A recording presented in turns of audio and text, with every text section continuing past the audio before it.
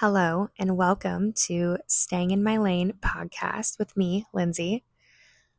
I kind of just happened to create this podcast as a result of being a guest on a podcast where I shared a really vulnerable story of a traumatic experience in my life.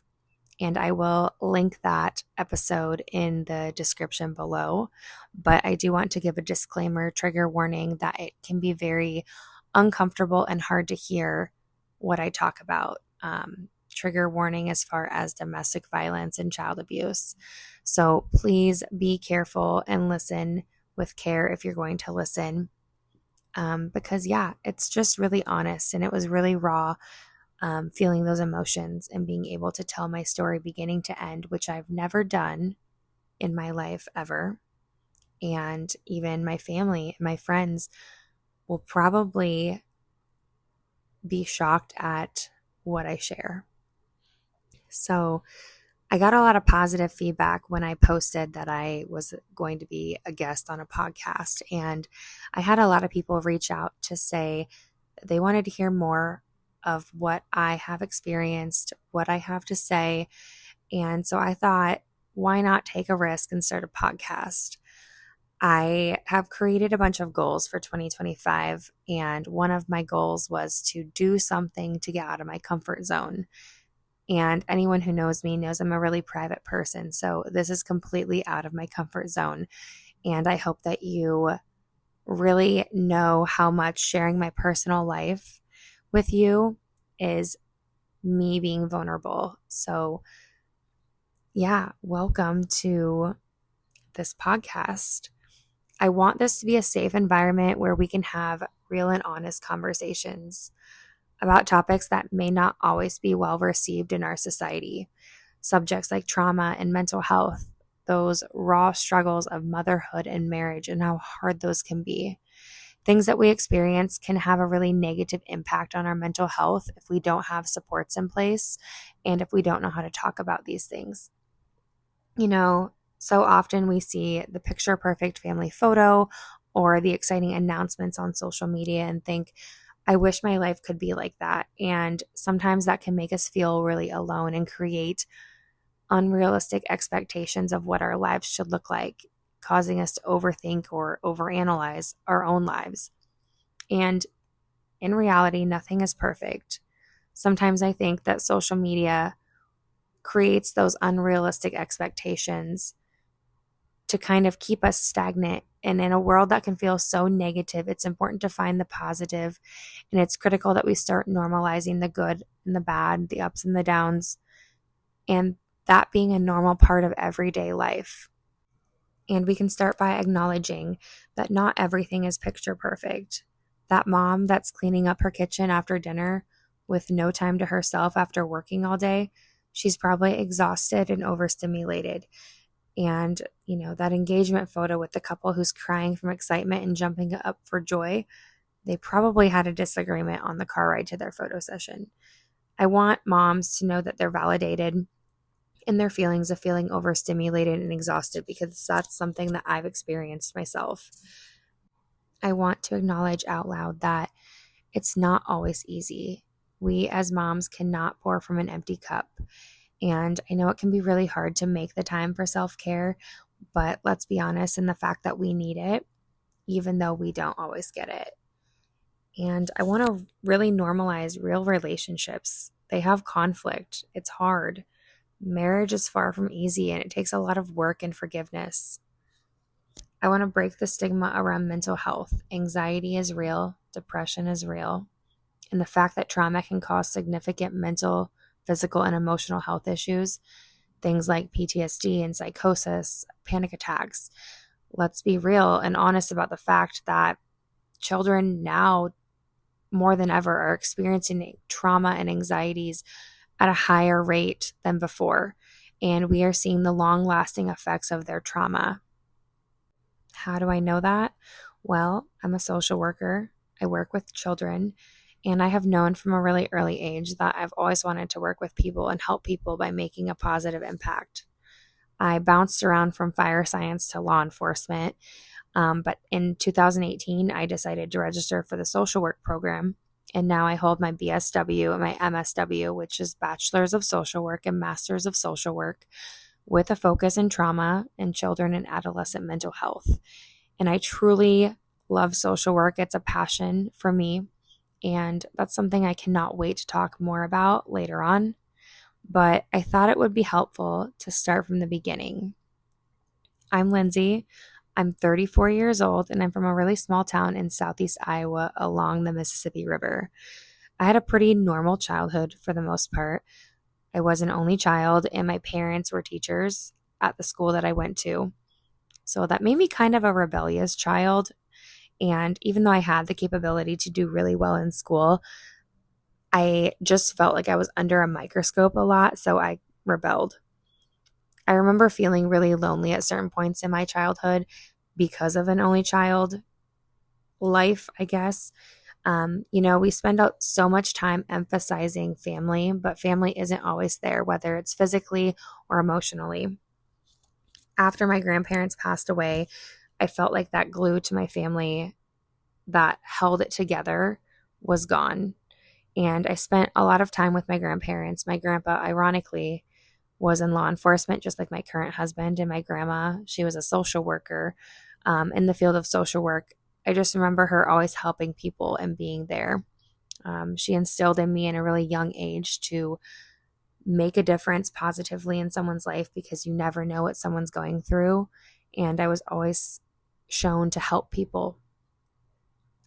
But I'm not going to sugarcoat anything on this podcast. And in all transparency, my entire family doesn't know who I am. For a long time, I've really never felt included as far as my extended family really knowing me as a person. And I feel like I've always been seen as the baby of the family, and that's not a bad thing. It's just because I'm younger. But I think that comes from a lack of understanding of who I am as a person and maybe not getting the chance to know me as a 34-year-old woman. I think it's pretty common to feel that way and to crave acceptance. I used to want to be accepted, so I felt the need to constantly seek that approval until I realized that I don't need their approval. And not just family, just anybody in general. I don't need anyone's approval to feel secure in myself. That comes from myself. That leads me to my next point. I used to be a people pleaser. I used to seek validation from people who I thought cared or people who I thought I needed in my life. Fast forward to now, I'm a very private person with very strong boundaries, and that validation that I used to seek, I now find within myself. Throughout living the nightmare of being married to a stranger who lived a double life and was abusive, to finding a healthy relationship that in reality has taken a lot of work to get to that place, not just from my husband, but from myself. And 3 children later, I've spent a lot of time working on self-growth and healing my mind, my body, and my soul. And I really want those listening to, whether it's family, friends, or complete strangers, to know who I am and know that I'm not who I used to be at different points throughout my life. I think most of us could say the same, that we always are changing, we always are evolving. And even though it's hard to admit, I have been a really toxic person at different points throughout my life. We all have those qualities that we can improve on. And I think we can start doing that by working on our self-growth journeys, taking accountability that it's not always the other person who's the problem. Sometimes it's us too. From going through a really dark postpartum depression, having to literally reset my hormones, and then learning the dark secrets of my previous relationship and watching it unravel in real time was the most painful thing I've ever been through, with the most painful truths that I never would wish on anyone to learn. And I had to learn how to heal myself as a mother and a wife and a daughter and a friend. And I had to learn how to take accountability and change my life and myself for the better. And to say it was easy would be the biggest lie I've ever told. My unresolved trauma, my continuous stress really caused me a lot of physical issues. It caused me to have psoriasis, which I've tried to heal. I lived in such a chronic state of fight or flight for so long that it caused my mental health to suffer, and my emotional health was extremely unregulated. I was at a point where I could either continue to live in pain, not only physical, but emotional as well. And I had such high cortisol levels that it was almost impossible to heal without major life changes. That's kind of when I decided to take control of my life. That's where I assessed my relationship with food. I cut out processed foods, cut out the dyes and the fake food, and I replaced it with meat, high protein, fresh fruits and vegetables. You can even listen to how I parasite detoxed my entire family. Yes, if you think I am lying, if you think that you don't have worms living in your gut, then think again, because it happened and it really did change our lives. I had to take a hard look at the connection that I had with alcohol, wine, and spirits, which is so hard to be sober in a world that is so drunk. I fell down the rabbit hole of how alcohol can negatively and purposefully impact our lives and push us to absorb negative energies from drinking.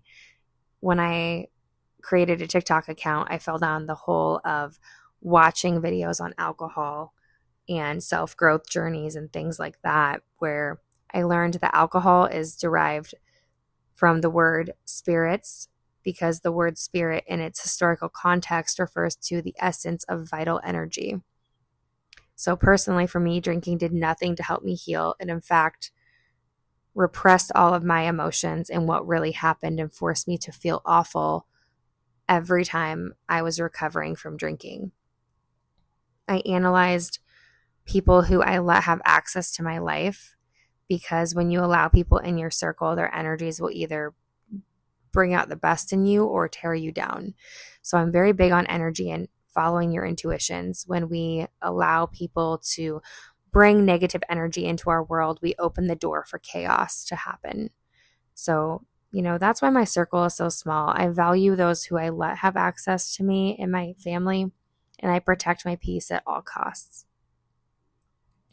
What we go through can make or break us, and I hope that we can have some really hard conversations on this podcast. I hope that we can celebrate the joys and the wins, but also take the time to acknowledge the things that are hard. And that's where I want to help you as the listener, whether it's learning something new, being able to understand or empathize with someone sharing their story, or if it can just make you feel connected. If you've been through something difficult and it's life-changing, I want you to know that you're not alone. You are seen, you are heard, you are supported. And this podcast is truly meant to bring support and conversation and even some laughs along the way in this world that, we don't have a how-to manual or a life handbook.